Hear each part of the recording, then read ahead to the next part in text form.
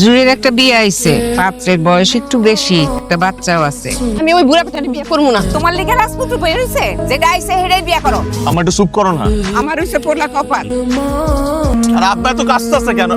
কাশির ওষুধ খাওয়াও নাই? ওষুধ শেষ হয়ে গেছে।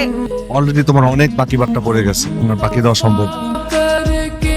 তুমি কি করো? একটু বাইরে আসছি আব্বার ওষুধ কেনার জন্য। তোকে তুমি মাফ করে দাও না। কত মিথ্যা বলি তোমাকে, করবো সংসারের এত চাপ। আমার ওষুধগুলো নষ্ট করে ফেলছে। আমার সব ওষুধ তো আপনারা চাপা দিয়া ভাঙ্গা বলাইছেন। এটা আমার বাবার অসুখের ওষুধ। আপনি গাড়িতে উঠুন, আমি সব ওষুধ কিনে দিচ্ছি, প্লিজ টেনশন করুন। তুমি পড়াশোনাটা আবার শুরু করো না প্লিজ। কাকা কই? আমি পড়াশোনা করলে আমার ফ্যামিলি রেখে দেখবে। রাফিজ! রাফিজ! 3 লক্ষ টাকা ম্যাডাম। ঠিক আছে, তুমি কি কাল ফ্রি আছো? তোমার সাথে আমার কিছু কথা ছিল। আমাকে তোমার কেমন লাগে? আপনি খুব ভালো একটা মানুষ।